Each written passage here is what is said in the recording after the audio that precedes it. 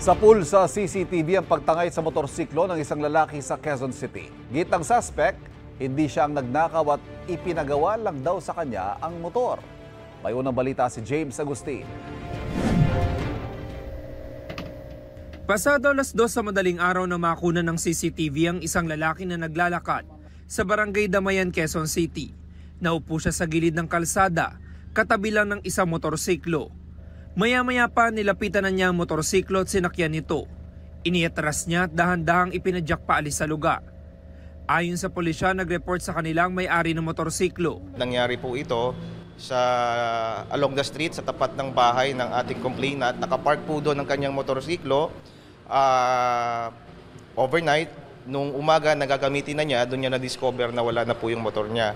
Sa ikinasang follow-up operation ng pulisya, natunton at inaresto ang 24 anyo sa sospek. Nabawi sa kanya ang motorsiklo na napalitan na ang kulay at ibang parts nito. Ang only description na nag-identify ng motorsiklo niya is yung seat cover niya. Kasi yun talaga yung seat cover ng motor niya. Verify natin yung chassis number, it matches with the records dun sa ORCR ng complainant. Match na match. Pero iba na yung kulay, even the key, nung ignition key, pinalitan na rin. Giit ng sospek, hindi siya ang nagnakaw ng motorsiklo. Sa akin po inabot yung motor, mekaniko po ako Bali pinapagawa po yung motor na yon, then hindi ko po alam na karnap pala yung motor. Sino nagpagawa sa inyo? Nakilala ko lang po yun.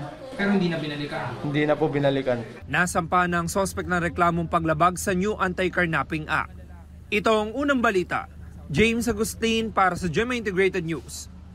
Kapuso, para laging una ka sa mga balita, bisitahin at mag-subscribe sa GMA Integrated News sa YouTube. Sa mga kapuso abroad, samahan nyo kami sa GMA Pinoy TV at sa www.gmanews.tv.